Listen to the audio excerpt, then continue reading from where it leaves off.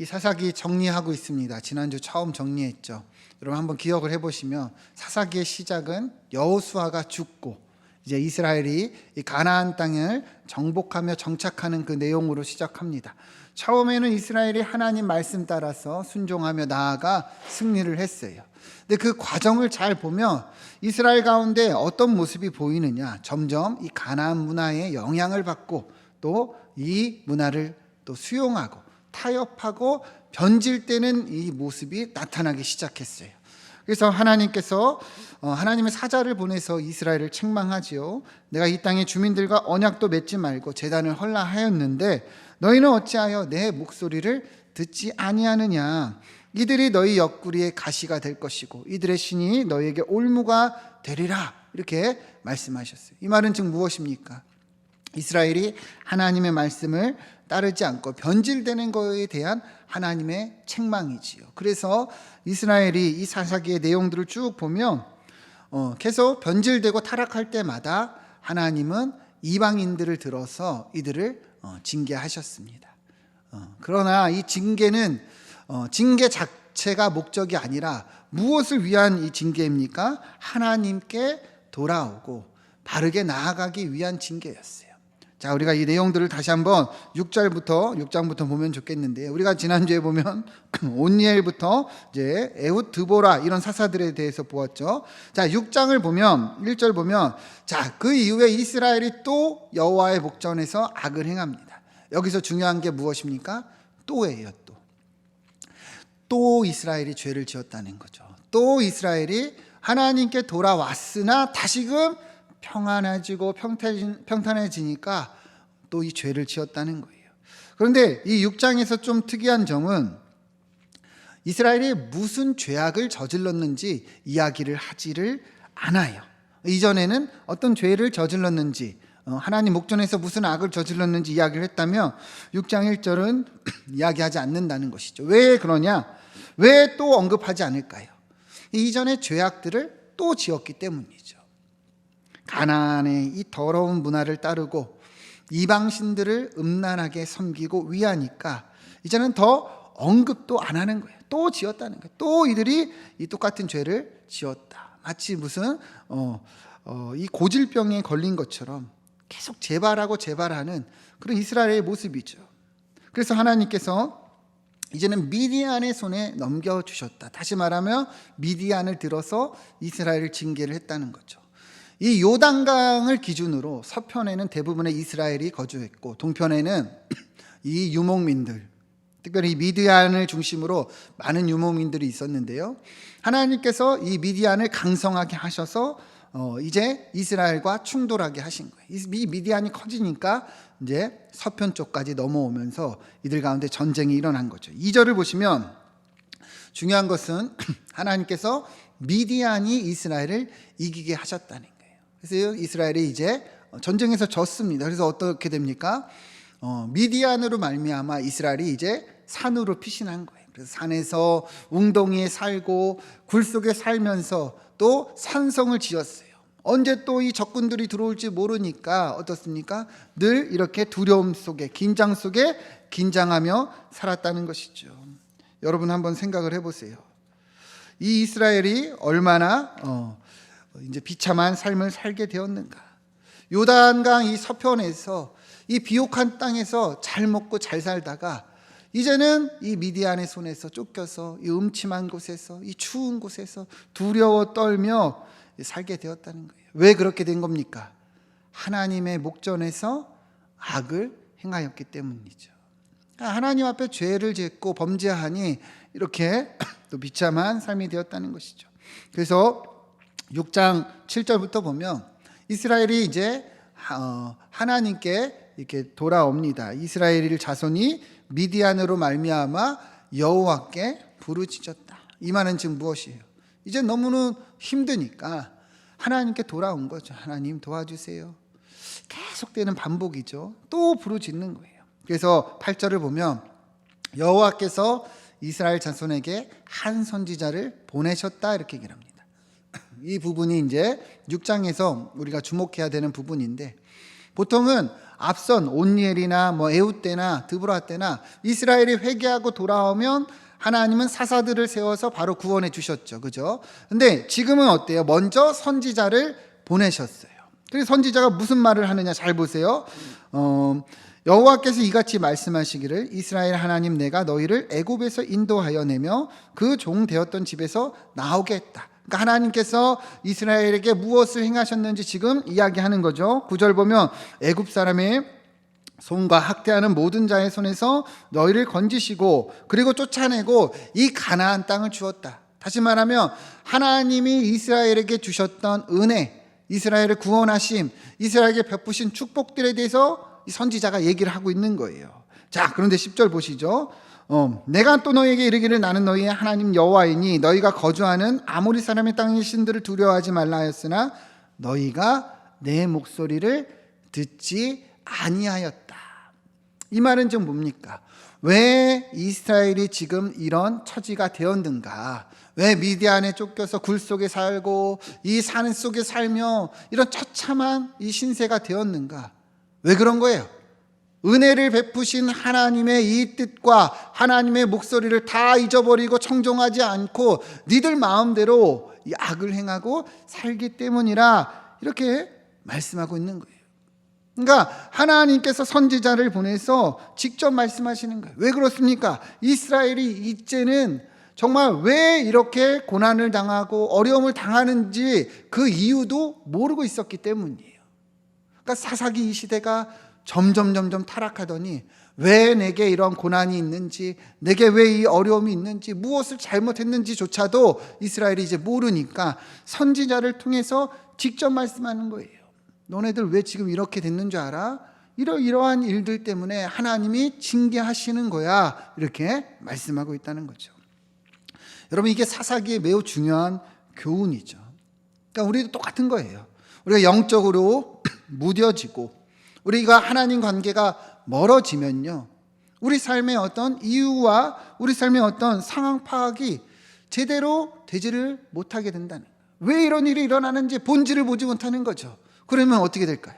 자꾸만 다른 곳에서 답을 찾으려 하고 다른 곳에서 이유를 찾으려 해요. 왜 삶이 지치고 왜 평안하지 않고 왜 기쁨이 없는가?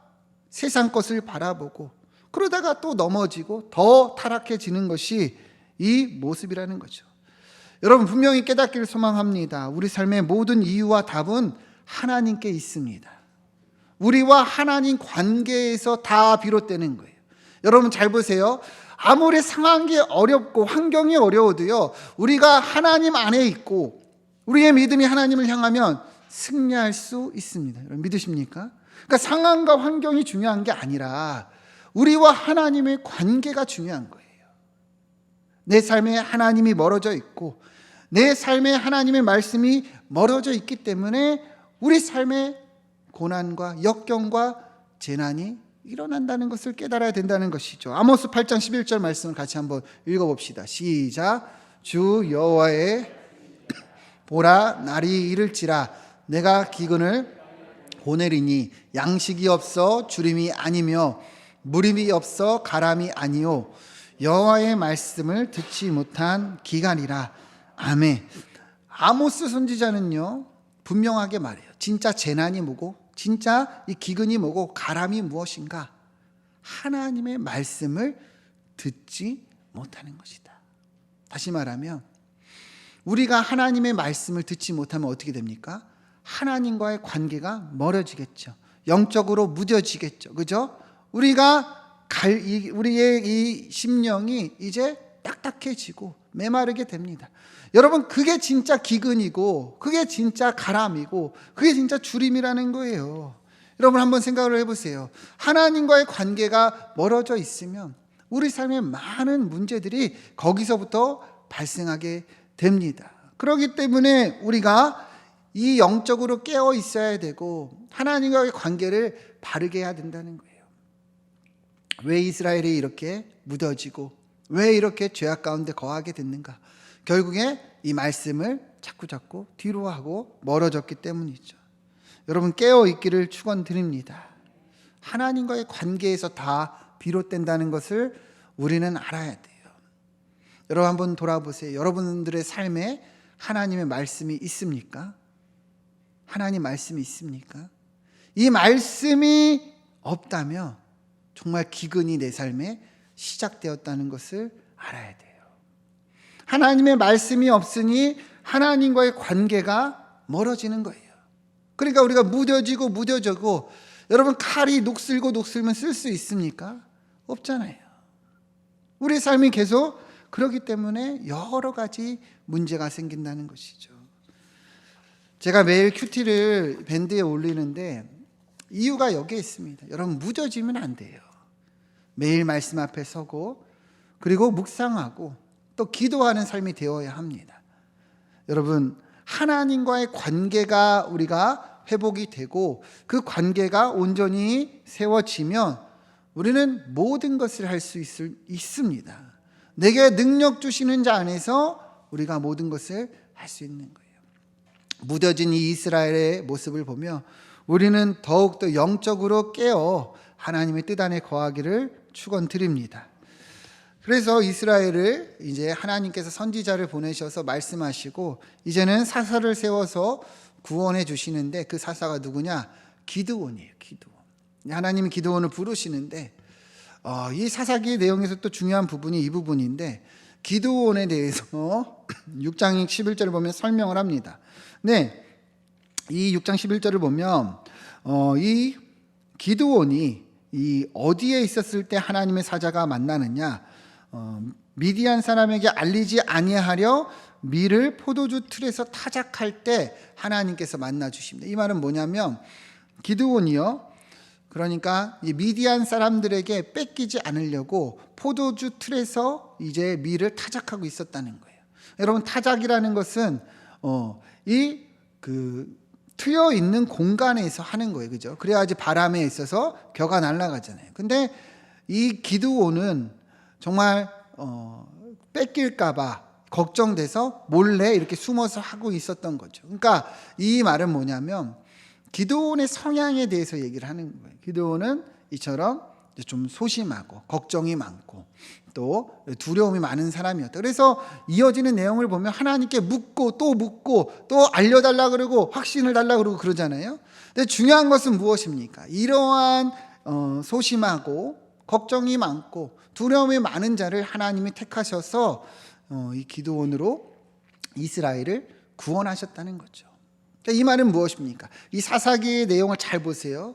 사사기에서 자기의 소견대로 내 마음대로 살면 결국에는 실패합니다. 그죠? 아무리 연약하고 부족하고 소심하고 그러한 사람이라도 하나님이 붙드시고 하나님과 함께하면 승리할 수 있다는 것이죠. 여러분 우리의 인생이 그러한 인생이 되기를 소망합니다.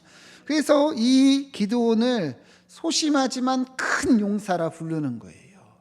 기드온이 진짜 큰 용사가 아니라 하나님이 붙드시니까 큰 용사라는 것이죠. 자, 그래서 이 300명을 데리고 미디안 군대와 싸웁니다. 7장 16절을 보면 300명을 세 대로 나누어서 각 손에 한쪽엔 나팔 한쪽엔 빈 항아리를 들고 이 어두침침할 때 이 적지로 들어가요. 그러면서 소리를 지릅니다. 기드온의 칼이다, 여호와의 칼이다. 그러니까 이 10만 명이 넘는 군사들이 우왕좌왕하면서 깜깜하니까 서로가 서로를 죽이는 일이 일어납니다. 그래서 7장 22절 보면 300명이 나팔을 불고 소리를 지르니까 완전히 난리가 난 거죠. 그래서 이때 이제 300명이 이 미디안의 군사들을 쳐서 승리하게 된 것을 말씀해요. 이 미디안의 방백 오렙과 스압을 잡아서 멸족하고 특별히 이 300명이 미디안의 13만 5천 명이라는 어마어마한 이 군사들을 물리치는 놀라운 기적을 행하게 됩니다. 여러분 300명으로 13만 명을 이길 수 있습니까? 말이 안 되죠, 그죠? 그러나 누가 하시면 되는 거예요? 하나님이 하시면 된다는 거예요. 그러니까 우리는 이 사사기가 어둡고 죄가 계속 반복되지만 그 가운데서도 하나님의 메시지를 읽을 수 있어야 돼요. 소망과 희망이 있다는 것이죠. 우리가 아무리 연약하고 부족해도 하나님이 붙드시면 승리할 수 있다는 거예요. 하나님이 함께 하시면 13만 5천이라는 대군도 이길 수 있다는 것이죠. 요한일서 5장 4절 말씀 같이 한번 읽어보시죠. 시작. 무릇 하나님께로 세상을 이기느니라. 세상을 이기는 승리는 이것이니 우리의 믿음이니라. 아멘. 하나님께로 난 자가 세상을 이기는 거예요. 하나님께 난 자가 무엇입니까? 하나님께 속한 사람, 하나님을 의지하는 사람, 동행하는 사람이죠. 이 승리하는 비결이 뭐예요? 믿음이라는 거예요. 믿음이 무엇입니까? 하나님을 바라보는 것이죠. 하나님을 의지하는 것이죠. 우리가 믿음으로 나아갈 때 우리가 큰 용사가 될 줄 믿습니다. 우리는 연약해요. 인정합니다. 그러나 하나님이 함께 하시면 전쟁은 하나님께 속해 있기 때문에 우리가 승리할 수 있다는 거예요. 이 사사기를 보면서 우리는 계속 우리에게 반문해야 되는 거예요.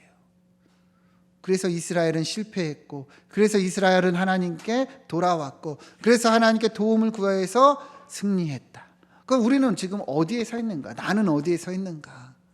나는 지금 내 마음대로 이스라엘처럼 혼자 내 마음대로 살고 있는가? 거기에 서 있는가? 아니면 지금 내가 지금 징계 가운데 있는가? 어려운 가운데 있는가? 그러면 하나님께 빨리 찾아야겠죠. 그리고 하나님을 붙들어야겠죠.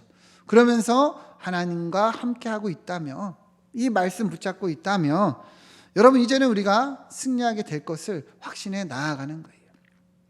자, 10장 6절 보시면, 자, 그렇게 이스라엘 또 시간이 흘렀어요. 근데 이스라엘 자손이 또 뭘 행합니까? 다시 여호와의 목전에서 악을 행합니다. 그러니까 또 이 죄가 계속 반복이 되는 거예요. 여러분, 그래서 이 사사기를 통해서 우리가 봐야 되는 것이 우리도 똑같다는 거죠. 등 따시고 배부르고 정말 어려울 때는 하나님께 나아가죠. 그죠? 도와주세요. 근데 조금만 좋아지면 언제 그랬냐는 듯 우리가 돌아서서 내 마음대로 사는 것이 여러분과 저의 모습 아닙니까? 그죠? 그러니까 이것을 보면서 이스라엘이 왜 또 저러냐, 얘네는 참 미련하다라고 말할 것이 아니라 나를 비춰봐야 되는 거예요. 지금 나는 어떤가? 어려울 때 그렇게 간절히 기도하고 그 고난들의 역경들을 다 지나갔는데 이제는 어느덧 또다시 하나님의 은혜를 잊어버리고 내 마음대로 살고 있는 거 아닌가? 여러분, 그렇다면 정신을 바짝 차려야겠죠. 자, 이스라엘 자손이 또 복전에서 악을 행합니다. 근데 여기서 잘 보세요. 이들이 어떤 악을 행하느냐? 바알과 아스다로독과 아람의 신들과 시돈의 신들과 정말 여러 신들이 계속 나타나죠. 읽기도 힘들겠어요. 그죠? 이전에 이스라엘은요, 기껏해야 바알, 아스다로, 아세라 이 정도였거든요. 근데 지금은 너무 많아요. 이방 신들이. 이 말이 뭘까요? 이스라엘이 시간이 지나면 지날수록 더욱더 타락해져 갔다는 거예요. 주변의 많은 나라들의 이방신들 잡신까지 다 섬기고 있다는 것을 말씀해주고 있는 거죠. 더욱더 타락해져 가는 거예요. 마치 만성이 생기듯이 더더욱 악해지는 거죠. 그래서 여호와를 버리고 그를 섬기지 아니하였다 얘기를 합니다. 또 이렇게 죄악을 저지른 거예요. 그러니까 여러분 한번 생각을 해보세요. 이스라엘의 이 죄성이 더더욱 악해지는 것을 보면서 여러분, 우리도 똑같은 거예요. 우리도 처음에는 하나님 은혜로 충만했다가 돌아서서 이것 하다가 또 타락하면 더 많은 것을 또 수용하고 또 우리가 받아들이고, 정말 이런 세상이라는 거죠. 이게 인간의 본성이라는 것을 우리는 알아야 되는 것이죠. 그래 하나님이 진노하십니다. 10장 7절을 보면 여호와께서 이스라엘에게 진노하사 이제는 블레셋 사람들의 손에 파십니다. 자, 그리고 암몬 자손의 손에 또 파십니다. 그러니까 이스라엘의 범죄가 더 악해질수록 하나님의 징계도 더 세지고 있는 거예요.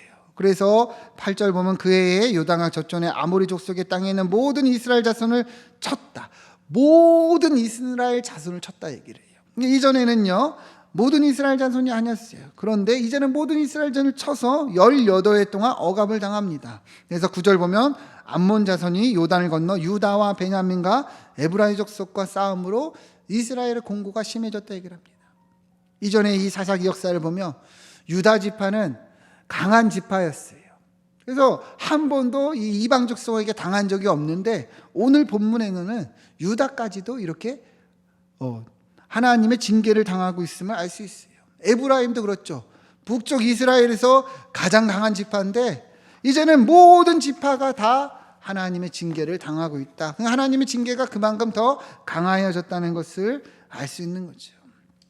그러니까 이제는 이스라엘이 더 버티지를 못하고 이제 하나님께 돌아옵니다. 10장 10절 보면 이스라엘 자손이 또 하나님께 부르짖어 이릅니다.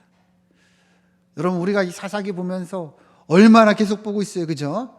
또 이러는 거예요. 또 하나님, 우리가 잘못했어요. 우리가 하나님을 버리고 바알을 섬기고 범죄했습니다. 그때서야 이제 깨달은 거죠.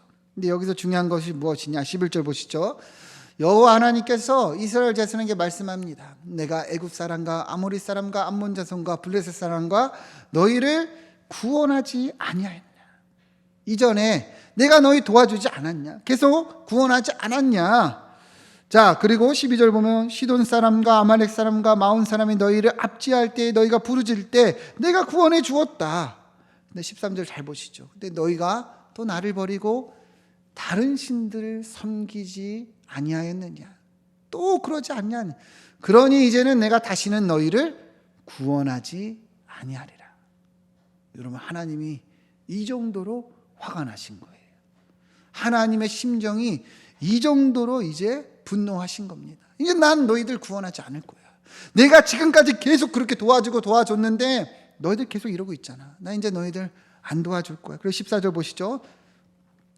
가서 너희가 택한 신들에게 부르짖어 너희의 환난 때에 그들이 너희를 구원하게 하라 하신지라. 그러니까 너희들이 그렇게 따르던 이방 신들에게 가서 도와달라 그래. 너희들 그렇게 바알 섬기고 아세라 섬기고 아스다를 섬겼잖아. 그들에게 가서 달라는, 구하라는 거야. 너희가 쫓던 그 돈을 의지해. 너희가 쫓던 그 명예를 의지해. 너희가 쫓던 그 쾌락을 따라서 구원하라고 하라 말씀하신 거예요. 이제는 도와주지 않겠다는 거예요. 여러분, 왜 하나님께서 이렇게 말씀하실까요? 여러분, 이것은 하나님의 심정을 우리가 알아야 하는 거예요. 하나님께서 얼마나 비통하시고 얼마나 화가 나셨을까? 여러분, 한번 생각을 해보세요. 그렇게 도와주고 도와줬는데 필요할 때만 나를 찾고 돌아서면 또 하나님을 멀리하고 잊어버리는 거예요. 그렇게 하나님께서 은혜를 베푸시고 환난 날이면 도와줬는데도 돌아서면 잊어버리니 하나님이 이제는 너무도 절망한 마음을 갖는 것이죠. 여러분, 우리가 이 하나님의 마음을 알아야 합니다. 우리가 하나님이 인격적인 하나님이다, 인격적인 하나님을 만났다 이렇게 얘기를 하는데, 이 인격적이라는 말은 하나님이 우리와 똑같이 느끼시고 우리와 똑같은 감정을 가지시고 우리와 소통하신다는 의미예요. 여러분, 한번 생각해 보세요. 또 필요할 때만 찾고 그리고 필요할 때만 나한테 연락하는 사람들이 있다면 여러분, 이뻐 보입니까? 아니죠, 그죠? 한두 번이지. 계속 그런다면 어떤 관계에 대해서 그거를 우리가 좋게 보겠습니까? 하나님은 분명히 출애굽기에서 말씀하셨어요. 34장 12절 보면 너는 스스로 삼가 들어가는 땅에서 언약을 세우지 말고, 그리고 13절 보면 그들의 제단을 헐고 주상을 깨뜨리고 그 아세라상을 찍으라. 14절 너는 다른 신에게 절하지 말라. 여호와는 질투라 이름하는 무슨 하나님이에요? 질투의 하나님이라. 분명히 율법을 통해서 말씀하셨어요.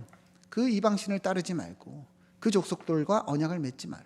하나님이 여기서 질투한다는 의미는 뭐예요? 하나님의 감정을 드러내신 거죠. 그죠? 하나님은 이처럼 그러한 악에 대해서 분노하시고 그러한 관계에 대해서 화가 나신다는 거예요. 여러분, 한번 생각을 해보세요. 이스라엘과 하나님은 어떤 관계입니까? 이스라엘은 하나님의 백성들이에요. 이스라엘은 스스로 우리는 하나님의 백성이고 자녀의 선민이라 얘기를 합니다. 관계가 그렇다는 거예요. 그런데 이 하나님의 자리에 자꾸만 다른 것을 들여놓는 거예요. 여러분, 내 배우자가 다른 이성과 식사하고 그리고 다른 자리를 함께하고 막 바람을 피고 잠자리를 가지면 여러분들 화가 안 날 사람이 있습니까? 아무도 없죠, 그죠? 하나님의 자리에 이 하나님의 백성들이 자꾸만 다른 신들을 들여놓고 다른 가치를 두고 다른 것을 따라간다면 여러분, 하나님이 느끼는 감정이 그러하다는 것을 우리는 느낄 수 있는 거죠. 그죠? 하나님은 그렇게 비통함을 느끼신 거예요. 참담함을 느끼신 거예요. 여러분, 그렇기 때문에 우리도 이 말씀을 보면서 똑같이 돌아봐야 되는 거예요. 여러분과 저의 삶에 하나님의 자리는 어떠한가? 하나님의 자리가 무엇으로 채워져 있는가? 만약에 여러분 우리가 하나님의 자리에 다른 것을 둔다면 이 비통함을 하나님이 똑같이 느끼신다는 거예요. 얼마나 비통하시며 그렇게 사랑하는 당신의 자녀들에게 나 이제 너 안 도와줘. 나한테 말하지 마. 너가 그렇게 쫓는 그 여자한테 가. 그 남자한테 가. 이렇게 이야기하고 있다는 것이죠. 여러분, 이 의미가 무엇입니까? 진짜 가라는 걸까요? 아니잖아요. 그죠? 하나님께 이 하나님의 심정을 알고 깨닫고 돌아오기를 바라시는 겁니다. 여러분, 하나님은요 우리의 마음을 다 아십니다. 중심을 다 아십니다. 업신여김을 당하지 않고 만오리 여김을 당하지 아니한다 분명하게 말씀합니다. 하나님의 자리에 여러분 다른 것을 세우지 않기를 축원드립니다. 우리가 늘 하나님의 자리를, 하나님의 통치를 따라 우리가 존중하고 사랑하며 나아가야 한다는 것이죠. 10장 15절 보면 이 말을 들은 이스라엘 자손이 납작 엎드려요. 하나님이 이제 나 너희 안 도와줘. 그러니까 주여 우리가 잘못했습니다. 보시기에 좋은 대로 행하소서. 그러나 제발 좀 도와주세요. 하나님, 제발 좀 우리를 건져내 주세요. 이렇게 얘기를 합니다. 그러면서 16절 보면 그 가운데서 이방신들을 제하고 하나님을 섬기고 그리고 이 회개하고 자복하며 나아갔다는 거예요. 완전히 그러니까 엎드린 거죠. 사실 이스라엘 입장에서 이제는 다른 길이 없는 거예요. 하나님께 돌아오는 것밖에 없는 거잖아요. 여러분, 우리도 만약에 다른 길이 없고 정말 우리가 하나님의 징계를 당할 때가 있다면 납작 엎드리시고 돌아오시기를 축원드립니다. 그게 최고예요. 그래서 하나님 뭐라고 합니까? 이스라엘의 공고로 말미암아 마음에 근심하니라. 이게 하나님의 마음이에요. 하나님은 당신의 자녀들이, 당신의 백성들이 고난당하는 것을 이처럼 아파하시는 거예요. 그렇게 배반하고 배신하고 돌아섰지만 하나님의 심정은 그러하다는 것이죠. 여러분, 제가 지난주에도 저희 막내딸 제가 발바닥을 때렸다고 그랬잖아요. 근데 사실은 그 아이를 때릴 때 누구 마음이 제일 아픕니까? 부모 마음이 제일 아프잖아요. 하나님이 징계를 하시지만 하나님의 마음이 제일 아픈 거예요. 그러니까 빨리 회복하고 돌아서는 것이 제일입니다. 그러면 하나님께서 은혜를 베푸신다는 것이죠. 28년 동안 온갖 학대를 당한 이 이스라엘을 보며 사실은 하나님이 제일 마음이 찢어졌을 거예요. 그러나 그렇게 해서라도 돌아오는 것이 이들을 위한 것이기 때문에 주님은 징계를 행하셨다는 것이죠. 그리하여 이들이 돌아오니 이제 입다를 준비시킵니다. 여러분, 입다도요 사실은 굉장히 비참한 이 신분의 사람입니다. 11장 1절 보면 길르앗 사람 입다는 큰 용사였는데 기생이 낳은 아들이라기예요. 원어로 보면 매춘부예요. 매춘부. 그러니까 정상적인 출생이 아닌 거죠. 그래서 2절을 보면 이 길르앗의 가족의 가운데 살지만 너는 다른 여인의 자식이니까 나가라. 그래서 쫓겨났습니다. 얼마나 비천한 인생이고 비참했을까요? 그래서 3절 보면 입다가 이제 도망해서 이 온갖 잡류들과 이 돕당에서 거주하였다 이렇게 얘기를 하는데 이처럼 이런 출신의 사람들이 그냥 공동체를 이루고 살았다는 거예요. 그런데 이러한 비참한 인생, 비천한 신분의 사람을 누가 택하신 거예요? 하나님이 택하신 거죠. 하나님이 세우십니다. 그래서 어떤 일이 일어나느냐, 이 길르앗의 전쟁이 일어나요. 그런데 길르앗 사람들 중에는 싸움을 잘하는 사람이 없는 거예요. 전쟁을 해본 사람이 없는 거예요. 그러니까 이 길르앗의 장로들이 비록 우리가 이 입다를 쫓아냈지만 안 되겠다. 우리 입다를 다시 데려오자. 그래서 입다에게 가서 우리의 지도자가 되어달라. 그러면 이 전쟁에서 승리하게 해달라. 그렇게 간곡히 요청을 합니다. 여러분 생각을 해보세요. 나를 쫓아냈던 그 가족들이 내 앞에 와가지고 무릎을 꿇는 거예요. 완전 인생이 역전이죠. 그죠? 그래가지고 이 입다가 이제 길르앗의 리더가 되어서 전쟁에 나아가 승리를 하는 거예요.